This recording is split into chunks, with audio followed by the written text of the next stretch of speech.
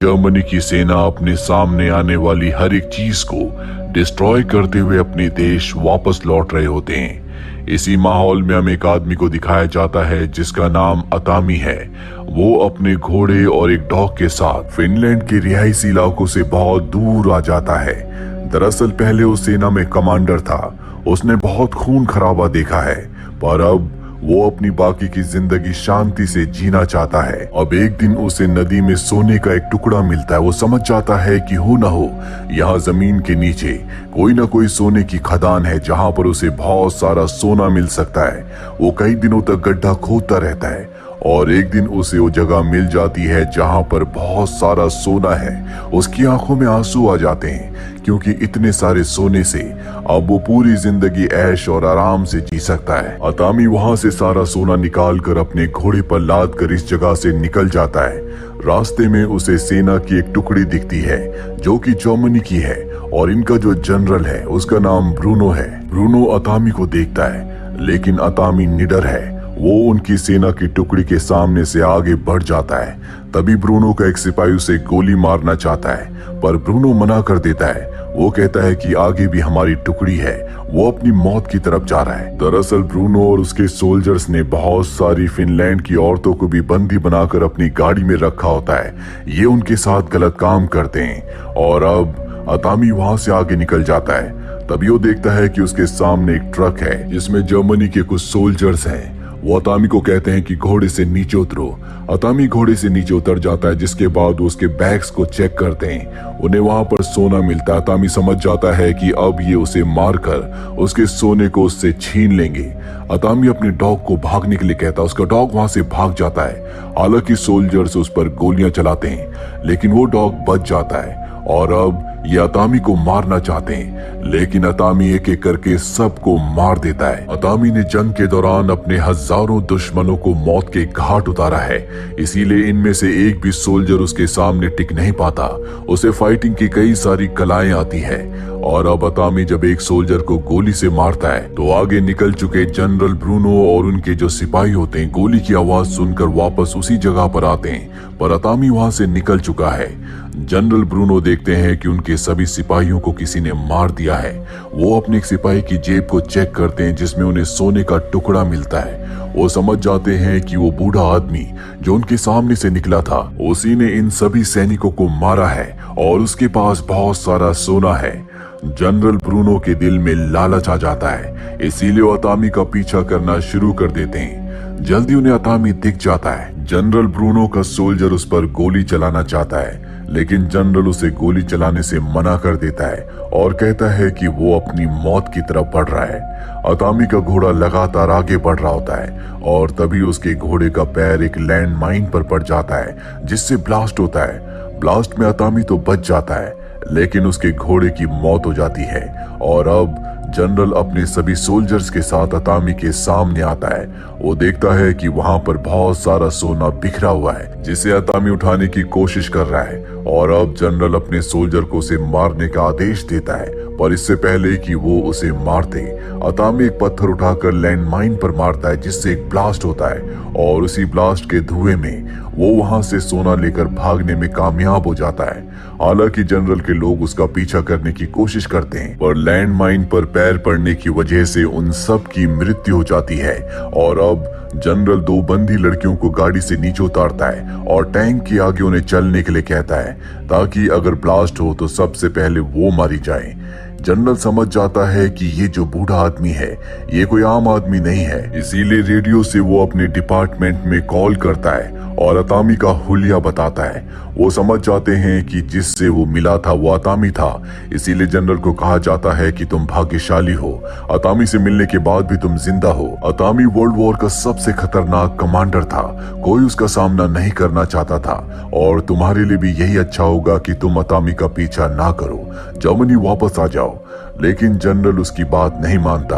उसके दिल और दिमाग में सोने का लालच है। वो अतामी को मारकर उसके सोने को हासिल करना चाहता है, इसीलिए एक बार फिर से वो अतामी का पीछा करना शुरू कर देता है। वहीं अतामी को दिखाया जाता है जो बहुत जख्मी है, इसीलिए वो एक खराब ट्रक के पीछे लेट जाता है। तभी वहां पर उसका डॉग आता है।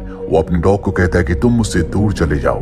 उसका डॉग उससे दूर चला जाता है, जिसके बाद अतामी की आंख लग जाती है और अब कुछ देर के बाद जनरल अपने सोल्जर्स के साथ यहाँ पहुंच जाता है। अतामी की आंख खुल जाती है। वो देखता है कि जनरल और उसके सोल्जर्स डॉग्स के सहारे उसे ढूंढने की कोशिश कर रहे हैं। अतामी अपने आप को बचाने के लिए बड़ी चालाकी से उनके ट्रक के नीचे चला जाता है और फ्यूल टैंक को लीक करके अपने ऊपर फ्यूल डाल लेता है ताकि डॉग्स को उसकी स्मेल ना आए। जनरल और उसके सोल्जर्स को अब कुछ समझ नहीं आ रहा होता कि अतामी कहाँ गया, क्योंकि उसके डॉग्स भी अब रुक चुके हैं और इसी मौके का फायदा उठाकर अतामी वहां से भागने की कोशिश करता है, लेकिन उसे देख लिया जाता। उस पर गोलियां चलाई जाती है।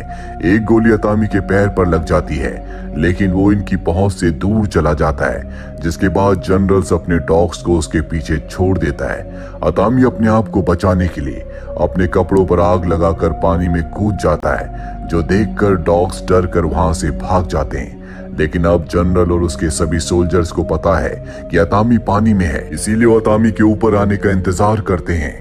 बहुत देर के बाद जब अतामी ऊपर आता है तो वो उस पर गोलियां चलाते हैं। अतामी एक बार फिर से पानी के अंदर चला जाता है, लेकिन अब पानी में खून है। जनरल को लगता है कि वो मारा गया, इसीलिए वो अपने सोल्जर्स को पानी के अंदर भेजता है ताकि वो सोना लेकर वापस आ सके। लेकिन जब उसके सोल्जर्स अंदर जाते हैं तो वो वापस नहीं आते, क्योंकि अतामी अब भी जिंदा है और वो पानी में आने वाले हर एक सोल्जर को मार रहा होता है। इसीलिए जो आखिरी सोल्जर होता है वो पानी में नहीं कूदता, बल्कि वो दूसरी तरफ यानी कि जनरल से भागना चाहता है। जनरल उसे गोली मार देता है और अब जनरल देखता है कि अतामी उसी बोट से पानी के दूसरी तरफ पहुंच चुका है। हालांकि ये उस पर गोलियां चलाते हैं और अतामी उन्हीं के सोल्जर्स को ढाल बनाकर वहां से निकलने में कामयाब हो जाता है। अतामी का जो डॉग होता है अब भी वो जनरल के पास है। जनरल उसे अपने साथ ले जाता है। वही अतामी को दिखाया जाता है जो एक जलते हुए शहर तक पहुंच जाता है। इस शहर को हिटलर की सेना ने जलाया है और अब वो एक गैस स्टेशन के अंदर जाता है, जहां पर उसे वो दिन याद आते हैं जब सोवियत की पूरी सेना ने उसके परिवार को मार दिया था, जिसके बाद उसने कई 100 सोवियत के सोल्जर्स को मारा, यहाँ तक कि उसके सीनियर ऑफिसर्स भी उसे कमांड नहीं कर पाते थे।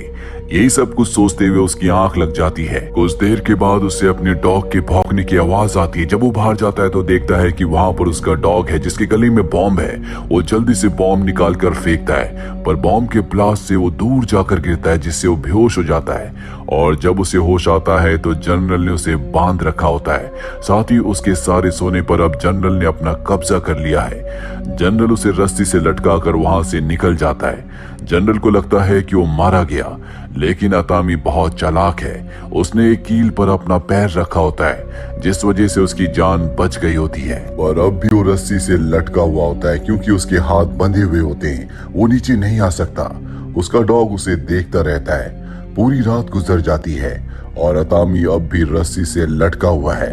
उसकी हिम्मत जवाब दे रही है, पर तभी वहां पर एक प्लेन आता है और प्लेन की वाइब्रेशन और हवा से वो रस्सी से नीचे गिर जाता है, जिसके बाद प्लेन से 2 पायलट बाहर उतरते हैं। दरअसल इनका फ्यूल खत्म हो चुका है और ये फ्यूल की तलाश में यहाँ पर आए हैं। ये अतामी और उसके डॉग को देख लेते हैं। ये अतामी को मारना चाहते हैं, लेकिन अतामी इनमें से एक पायलट को मार देता है, दूसरे को बहुत बुरी तरह से जख्मी कर देता है, क्योंकि अब उसके पास जनरल तक पहुंचने का एक ही तरीका है और वो है ये प्लेन, जो उसे खुद चलाना नहीं आता। इसीलिए अपने डॉग को इसी जगह पर छोड़कर वो पायलट के साथ उसके प्लेन से यहाँ से निकल जाता है। वही जनरल और उसकी सेना की टुकड़ी को दिखाया जाता है जो लगातार आगे बढ़ रहे होते हैं। अभी इनके रास्ते में क्रैश प्लेन आ जाता है और जब ये अंदर जाकर देखते हैं तो इन्हें पता चलता है कि पायलट को किसी ने मार दिया और पायलट के पास जो रस्सी होती है ये वही रस्सी है जिससे इन्होंने अतामी को लटकाया था। ये समझ जाते हैं कि अतामी अब भी जिंदा है। जनरल को अब समझ में आ जाता है कि अतामी कितना खतरनाक है, इसीलिए जल्द से जल्द वो यहाँ से निकलना चाहता है। वहीं उस ट्रक को दिखाया जाता है जिसके अंदर सभी औरतों को बंदी बनाकर रखा गया है। यहाँ पर एनो नाम की एक लेडी होती है, जिसे पता चलता है कि अतामी यहाँ पहुंच चुका है। इसीलिए बहुत खुश होती है, क्योंकि अतामी अपने दुश्मनों को कभी जिंदा नहीं छोड़ता। और अब अतामी ट्रक के अंदर आ जाता है, जहाँ पर वो जर्मन सोल्जर्स को मार देता है। वो देखता है कि यहाँ पर जितनी भी फीमेल्स हैं सब की सब फिनलैंड की हैं, जिन्हें बंदी बनाया गया है। इसीलिए सबको आजाद कर देता और कहता है कि तुम सबको मेरा साथ देना देना होगा। और अब वो ट्रक के ड्राइवर को मारकर एनो से कहता है कि तुम ड्राइव करो। एनो ड्राइव करना शुरू कर देती है, जिसके बाद वो ट्रक की स्पीड कम कर देती है, जिससे वो टैंक के बहुत पास चला जाता है और बड़ी चालाकी से अतामी उस टैंक के ऊपर चढ़ जाता है। जनरल और उसका एक वफादार ऑफिसर इसी टैंक के अंदर होते हैं, लेकिन अतामी बड़ी चालाकी से जनरल के ऑफिसर को टैंक से नीचे गिरा देता है। और अब जनरल टैंक लेकर यहाँ से निकल चुका है क्योंकि वो अपनी जान बचाना चाहता है। अतामी के सामने अब वो ऑफिसर है। तभी यहाँ पर जर्मन के 2 और सोल्जर आ जाते हैं जो अतामी को देखकर पहचान जाते हैं कि वो कौन है, इसीलिए अपनी बाइक यहीं पर छोड़कर वो निकल जाते हैं। इसके बाद अतामी बाइक लेकर यहाँ से निकल जाता है। ऑफिसर को लगता है कि अतामी ने उसे जिंदा छोड़ दिया, पर तभी वो देखता है कि सामने से वही फीमेल्स आ रही हैं जिन्हें इसी ऑफिसर ने बंदी बनाया था, जिनके साथ ये रोज जबरदस्ती किया करता था। वही हमें जनरल को दिखाया जाता है जो प्लेन से सोना लेकर यहाँ से भाग रहा होता है, पर तभी सामने अतामी आ जाता है जो बाइक से उसके प्लेन की तरफ बढ़ने लगता है, जो देखकर जनरल और पायलट डर जाते हैं। पर इससे पहले कि वो इनकी बाइक से टकराते इनका प्लेन टेक ऑफ हो जाता है। जनरल खुश हो जाता है क्योंकि अब वो अतामी का सोना लेकर उड़ चुका है, पर उसे नहीं पता होता कि अतामी अब भी उसके प्लेन में लटका हुआ है। अतामी बहुत बहादुरी से प्लेन के पिछले पहिए तक पहुंच जाता है, जिसके बाद वो प्लेन के फ्लोर को तोड़कर अंदर जाने की कोशिश करता है। अंदर आवाज आ रही होती है जो सुनकर जनरल डर जाता है, पर पायलट उसे बताता है कि प्लेन बहुत पुराना है, अक्सर इसमें ऐसी आवाजें आती रहती है।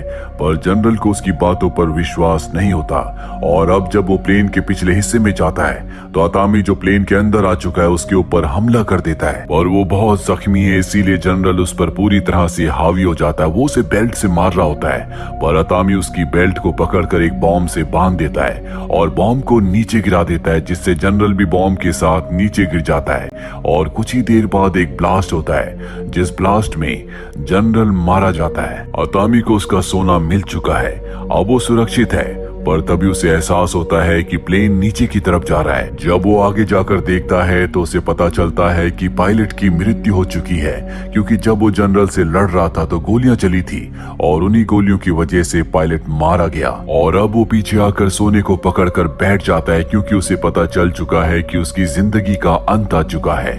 पर उसका जो प्लेन होता है वो एक दलदल में क्रैश होता है, जिससे अतामी की जान बच जाती है।